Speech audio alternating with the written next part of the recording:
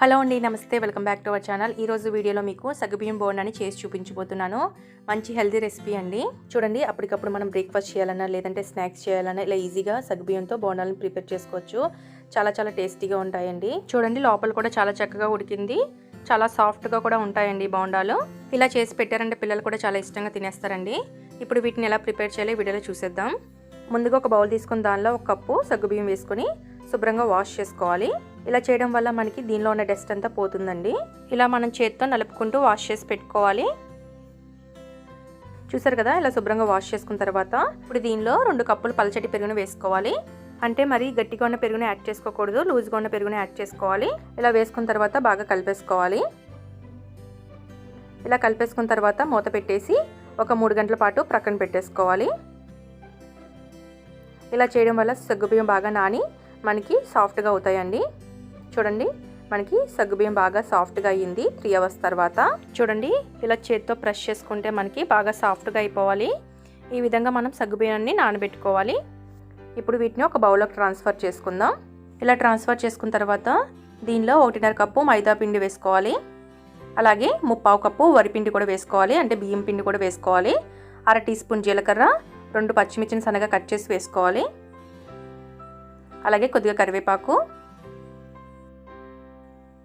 కొద్దిగా కొత్తిమీర,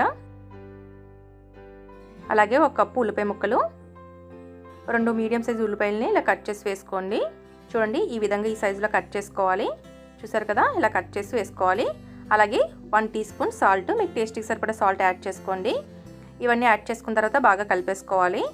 దీనిలో వాటర్ ఏమీ యాడ్ చేయక్కర్లేదండి, ఆల్రెడీ దీనిలో పెరుగు యాడ్ చేస్తాం కదా, సరిపోతుంది. మీకు కొంచెం గట్టిగా అయితే కొంచెం పెరుగు యాడ్ చేసుకోండి, కొంచెం లూజ్గా అయినా కొద్దిగా మైదా పిండి యాడ్ చేసుకొని ఈ కన్సిస్టెన్సీలో కలుపుకోవాలి.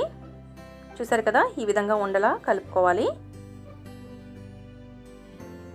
చూడండి, మనకి ఇక్కడ ఆయిల్ బాగా హీట్ అయిందండి. ఇప్పుడు ఈ కొద్దిగా పిండిని తీసుకొని ఈ విధంగా బోండాలాగా వేసేసుకోవాలి.